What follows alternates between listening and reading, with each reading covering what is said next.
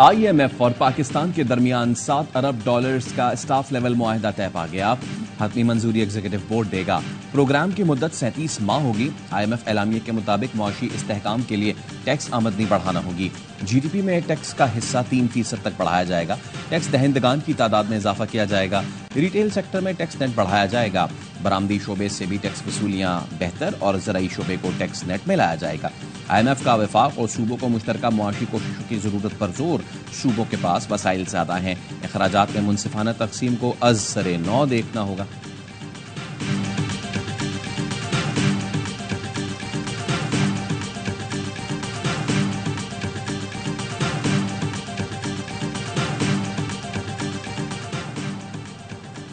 Tax base में इजाफा और FBR की डिजिटलाइजेशन तरजीह है। रवा माली साल में शरह नमू 3.6% होने की तवक्को है। वज़ीर ख़जाना मोहम्मद औरंगज़ेब की बरतानवी इंटरनेशनल इन्वेस्टमेंट बोर्ड के वक्त से मुलाकात में गुफ्तगू। कहा, हमने कैपिटल मार्केटों में सरमायाकारों के एतमाद को बहाल किया। वज़ीर ख़जाना ने वक्त को निजकारी इक़दाम का खाका पेश किया।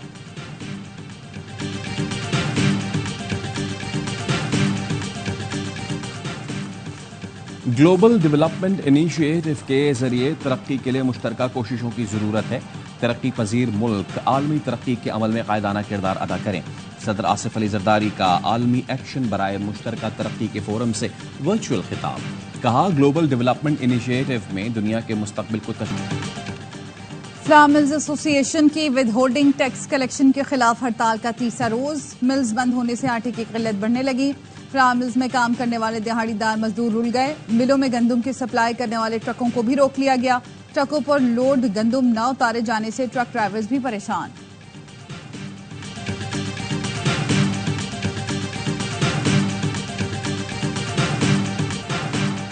मुल्क भर में बादल फिर बरसने को तैयार। महकमा मौसमियात की पंजाब, खैबर पख्तूनख्वा, शिमाल मशरकी बलूचिस्तान, कश्मीर और गिलगित बल्तिस्तान में आज भी बारिश की पेशगोई।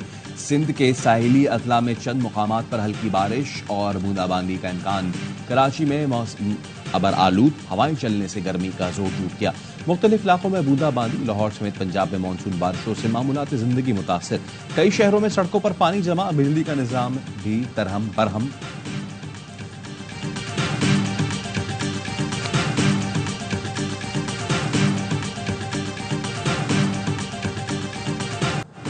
निकाह केस में बानी PTI और अहलिया की सजा के खिलाफ अपीलों पर समाअत। खावर मानिका के वकील जाहिद आसिफ के दलाइल। अदालत ने फरीकेन को दलाइल मुकम्मल करने की हिदायत की है। 190 मिलियन पाउंड केस की समाअत आज अडयाला जेल में होगी। अदालत ने इस्तग़ासा के 4 गवाहान को तलब कर रखा है।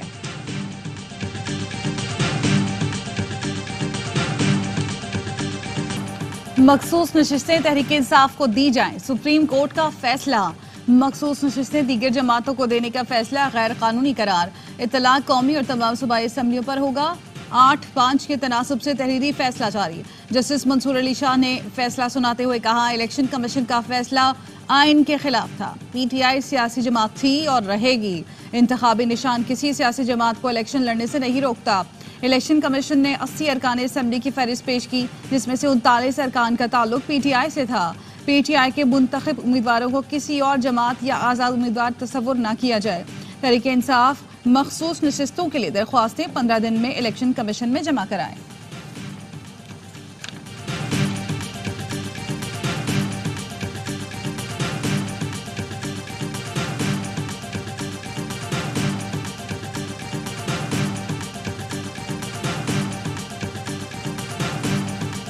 Now I read Justice Jamal Khan Mandokhel's order with which I agree. The Sunni Ittihad Council, SIC, did not contest the general elections, did not secure a single seat in the National Assembly or any of the provincial assemblies. Thus, it is not entitled to any of the reserved seats either in the National Assembly or in the provincial assemblies. Chief justice Qazi Faez Isa समेत 5 जजेस ने फैसले से इख्तलाफ किया। Justice Aminuddin, justice Jamal Khan Mandokhail, justice Yahya Afridi और justice Naeem Akhtar Afghan शामिल। Chief justice ने जस्टिस जमाल के इख्तलाफी नोट से इत्तफाक किया। जस्टिस जमाल ने लिखा, सुन्नी इत्तेहाद काउंसिल ने इंतखाबात में हिस्सा ही नहीं लिया, वो मखसूस नशिस्तों की हकदार नहीं। इलेक्शन कमीशन ने इंट्रा पार्टी इलेक्शन केस फैसले की गलत तशरीह की। इलेक्शन कमीशन के पास सियासी जमात के उम्मीदवारों को आज़ाद डिक्लेयर करने का इख्तियार नहीं। इलेक्शन कमीशन फैसले को चैलेंज नहीं किया गया। सुप्रीम कोर्ट आइन में मसनूई अल्फाज का इजाफा नहीं कर सकती। आइनी तशरीह के जरिए नए अल्फाज का इजाफा आइन दोबारा तहरीर करने के मुतरादिफ है।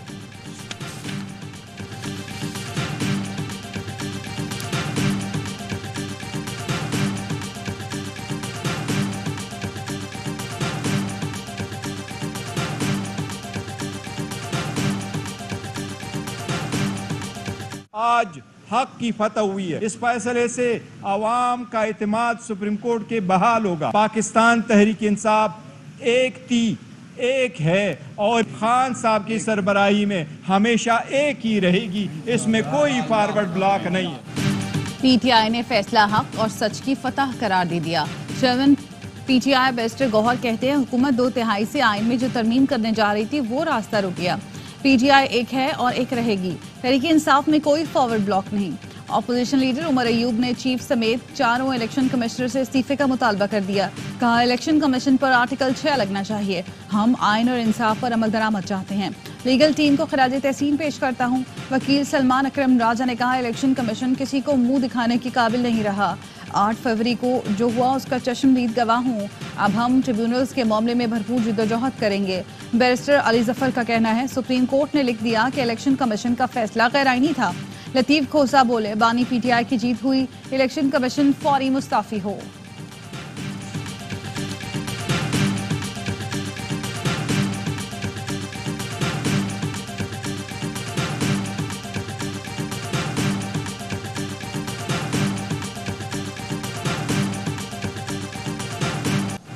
सुप्रीम कोर्ट का फैसला सवाल गंदुम जवाब चना है। वजीर कानून आजम नजीर तारड़ कहते हैं, रिलीफ सुन्नी इत्तेहाद काउंसिल मांगने गई थी, अदालत ने पीटीआई को दे दिया।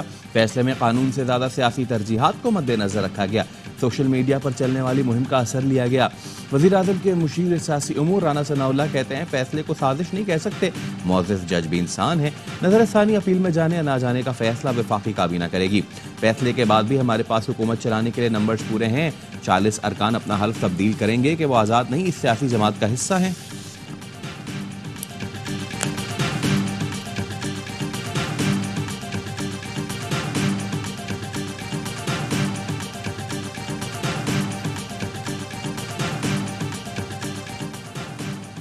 पीटीआई को मखसूस नशिस्तें देना समझ से बालतर है। पीटीआई केस में कहीं फरीक नहीं थी, किसी फैसले की गलत तशरीह नहीं की।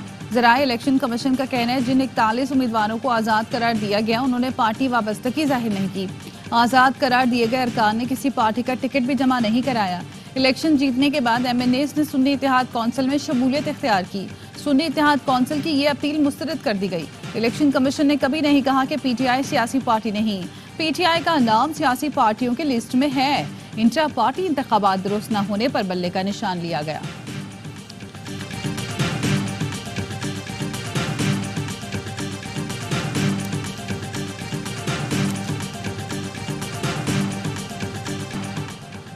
सुप्रीम कोर्ट के फैसला जुज़वी तौर पर तस्लीम करते हैं। बतौर जमात फैसले के खिलाफ अपील नहीं करेंगे। मौलाना फजल रहमान का कहना है, इनफरादी तौर पर किसी को अपील का हक इस्तेमाल करने से नहीं रोकेंगे। यह मुतासरा होने वाले अफराद का हक है। फैसले पर पीटीआई के साथ खैर सगाली का इजहार करते हैं। उम्मीद है दोनों जमातों के ताल्लुकात में बेहतरी के लिए मुफीद साबित होगा। तहफ़्फ़ुज़ात दूर करने के लिए मुज़ाकरात माहौल तश्कील देने में मददगार साबित होगा।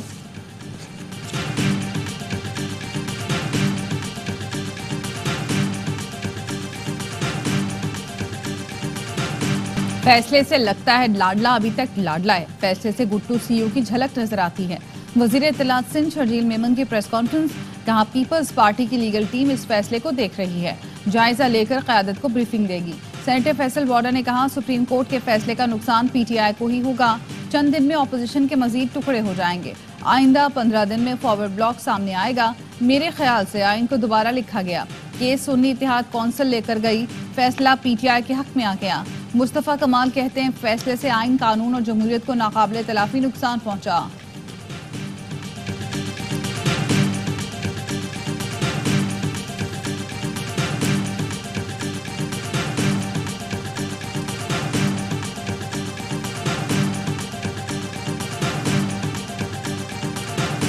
फैसले से जान पड़ा है, सियासी इंतशार बढ़ेगा। बड़े बड़े चैलेंजेस को हमने एड्रेस किया। सी पैक फेज 2 शुरू करना जुर्म था मुस्लिम लीग की क़यादत के लिए, तो फिर खुदा हाफिज कह के वापस आ जाना चाहिए।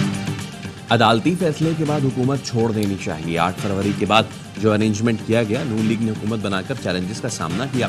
नून लीग के रहनुमा जावेद लतीफ कहते हैं सुप्रीम कोर्ट के फैसले से सियासी इस्तेहकाम नहीं आएगा, हिजान और इंतशार बढ़ेगा। फैसले में सेनेट और सदर के इलेक्शन में वोट देने वालों को डी-सीट कर दिया गया।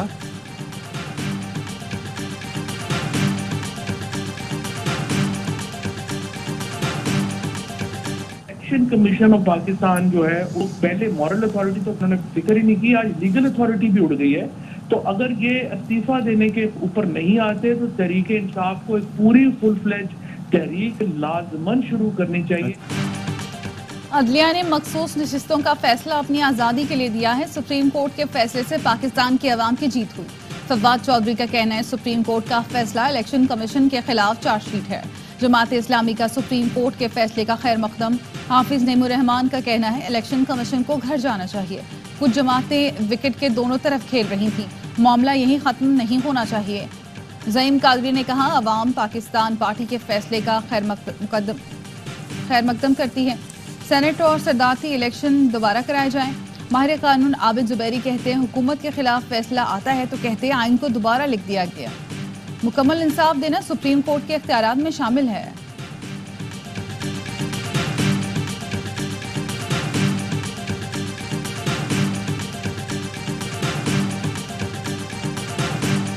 हुकूमती इत्तेहाद ने कौमी असम्बली में 2/3 अक्सरियत खो दी। मखसूस नशिस्तें मिलने के बाद तहरीक इंसाफ कौमी असम्बली में अक्सरियती जमात बन जाएगी।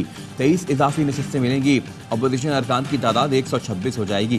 कौमी असम्बली में मुस्लिम लीग नून को 14, पीपल्स पार्टी को 5, JUIF को 3 इजाफी नशिस्तें दी गई। पंजाब असम्बली में नून लीग को 23, PP को 2, काफ लीग और इस्तेहकाम में पाकिस्तान पार्टी को 1-1 इजाफी नशिस्त मिली। खैबर पख्तूनख्वा में JUIF को 10, नून लीग और पीपल्स पार्टी को 7-7, NP को 1 इजाफी नशिस्त दी गई। सिंध असम्बली से पीपल्स पार्टी को 2 और MQ को 1 खसूस नशिस्त मिली थी।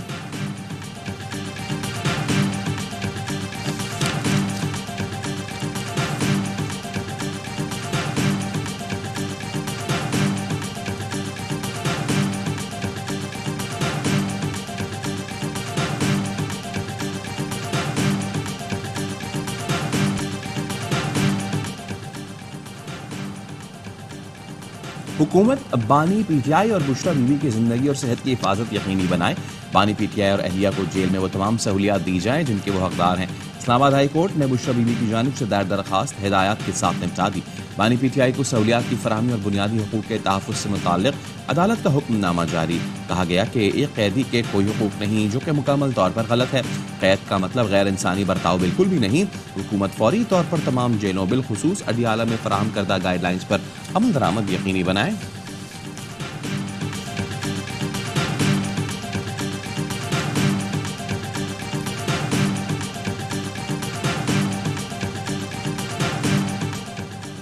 अडियाला जेल के सुप्रिंटेंडेंट असद जावेद वड़ाइच को तब्दील कर दिया गया। ग्रेड 19 के अब्दुल गफूर अंजुम सुप्रिंटेंडेंट अडियाला जेल तैनात।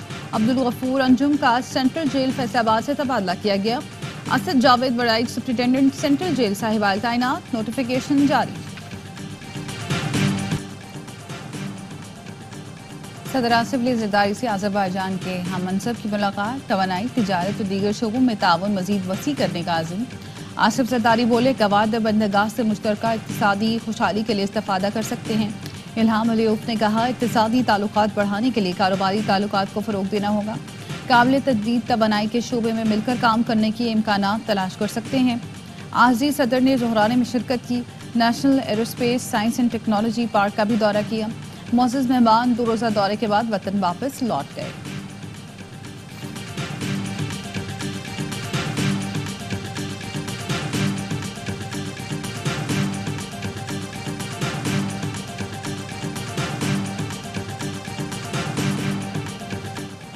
दुनिया भर में आबाद कश्मीरी आज यौम शहदाए कश्मीर मना रहे हैं। ये दिन उन 22 कश्मीरी मौज़िनों की याद में मनाया जाता है जिन्हें 13 जुलाई 1931 को डोगरा फोर्सेज ने अजान देने पर अंधाधुंध फायरिंग करके शहीद कर दिया था। Chairman Kashmir council EU Ali Raza Syed कहते हैं वक्त आ गया है आलमी बरादरी आगे बढ़कर मसला कश्मीर के हल के लिए किरदार अदा करे। पाकिस्तान का कौमी मुत्तहिदा से गजा में फ़लस्तीनियों के लिए फौरी इमदादी कार्रवाइयों का मुतालबा। UN relief and works agency के इजलास से खिताब में पाकिस्तानी सिफारतकार रबिया एजाज का कहना था गजा में अमन मंसूबे पर सलामती कौंसिल की करारदाद के मुताबिक अमल किया जाए।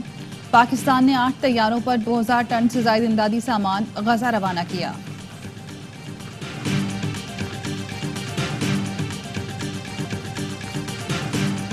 अमरीकी सदर बाइडन की इंतखाबी मुहिम के लिए बड़ा धचका। डेमोक्रेट डोनर्स ने इंतखाबी मुहिम के लिए $90 मिलियन की फंडिंग रोक दी। अमरीकी अखबार के मुताबिक डेमोक्रेट सुपर पीक ने मुबाहिसे में नाक़िस कारकर्दगी पर फंडिंग रोकी। इलेक्शन से दस्तबरदार होने का मुतालबा। Democrat congressional leader Hakeem Jefferson ने भी सदर बाइडन की हिमायत से इनकार कर दिया। पाकिस्तानी निजात डेमोक्रेट रहनुमा डॉक्टर आसिफ रियाज खदीर कहते हैं डेमोक्रेट कन्वेंशन में सदारती नामजदगी का मामला क्लियर हो जाएगा। रिपब्लिकन रहनुमा साजिद तारड़ कहते हैं सदर बाइडन की प्रेस कॉन्फ्रेंस ने नेटो रहनुमाओं को मायूस कर दिया।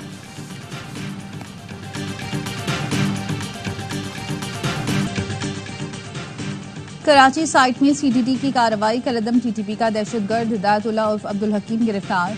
तर्जुमान के मुताबिक मुलजिम का ताल्लुक कलदम TTP स्वाद ग्रुप से है। कारिंदों के लिए चंदा जमा करते गिरफ्तार किया गया। गिरफ्तार मुलजिम का भाई किफायतुल्लाह भी स्वात ऑपरेशन के बाद से गायब है।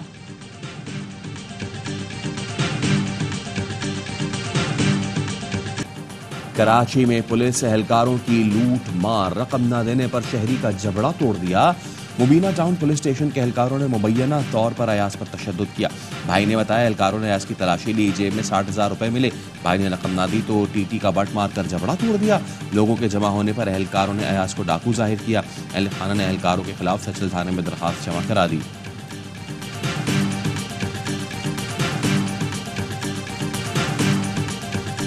वर्ल्ड चैंपियनशिप ऑफ लेजेंड्स के फाइनल में पाकिस्तान आज रवायती भारत से पंजाजमाई करेगा। कौमी टीम ने सेमीफाइनल में वेस्ट इंडीज को 20 रन से शिकस्त दी। वेस्ट इंडियन टीम में 199 रन के ताकुब में 178 पर ढेर हो गई। सुहेल खान ने 4 विकेटें हासिल की। शोएब मलिक और वहाब रियाज के 2 शिकार। कौमी टीम ने पहले खेलकर 8 विकेट पर 198 रन बनाए थे। कप्तान यूनुस खान ने 65 और कामरान अकमल ने 46 रन बनाए। आमिर यामीन ने 40 और सुहेल तनवीर ने 33 रन की बरकरफ्तार इनिंग्स खेली। पाकिस्तान शाहीन्स का दौरा ऑस्ट्रेलिया। खिलाड़ियों ने तैयारियां मुकम्मल कर ली। कौमी red ball coach Jason Gillespie ने प्लेयर्स को प्लान भी बता दिया। दौरे में बांग्लादेश ए के खिलाफ 4 रोजा और वनडे सीरीज में अलग तर्ज के मुकाबले होंगे। पाकिस्तान शाहीन्स और Bangladesh a big bash league की टीमों से भी टकराएंगे। साहबजादा फरहान को टीम की कमान सौंप दी गई।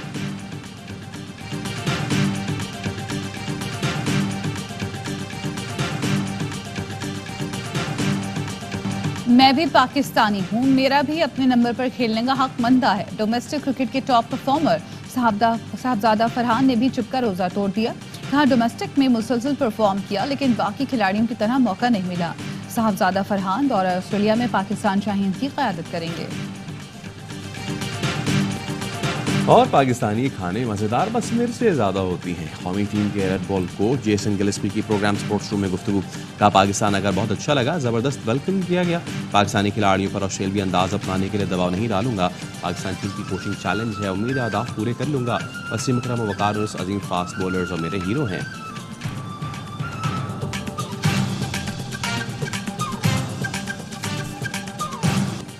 हजरत फरीदुद्दीन मसूद गंजशकर रहमतुल्लाह अलैह के सालाना उर्स की तकरीबात जारी। उर्स की बड़ी रस्म, बहश्ती दरवाज़ा खोल दिया गया।